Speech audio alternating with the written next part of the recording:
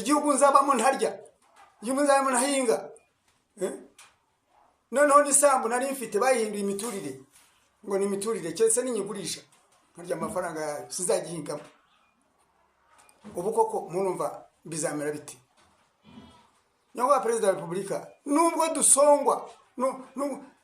dusongwa n'ibindi bihugu. Ni umusaza uherereye mu karere ka Gatsibo, aho ari mu murenge wa Rwagitima, aho ashaka ubutabera yiyambaza Paul Kagame, umuyobozi w'igihugu cy'u Rwanda, avuga yuko afite ibibazo ndetse atabayeho neza kandi akaba abifitanye n'ubuyobozi, aho yakoze videwo muri iyi minsi ayishyira ku mbuga nkoranyambaga, bityo rero ikaba yaramenyekanywe cyane nko kuri TikTok. Mu by'ukuri mwa bantu mwe namwe muri abantu, muze dufatanye twumve ikibazo cy'uyu musaza kandi dufatanye turebe niba natwe ese wakivugaho iki kibazo. Uyu musaza avuga yuko afite umushinga wo kubumba amatafari, aho ngo awumazemo imyaka igera kuri 21.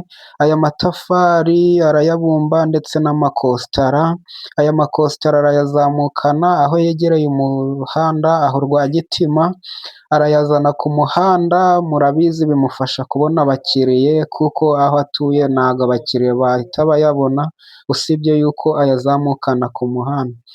None ubuyobozi ngo bwamubwiye yuko atagomba kuyaza ayahashyira kuko ngo ajya ateza umwanda, ngo ayo makositara ni umwanda, agomba kuyajyana iwe mu bikari nk'uko uwo musaza abyivugira, niko ubuyobozi bwamutegetse. None uyu musaza akaba adahamanya n'ubwo buyobozi, nguko uko uwo musaza abivuga.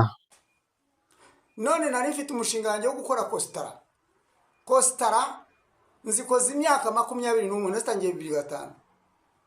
ubu barimo barambwira ngo ninzijugunye.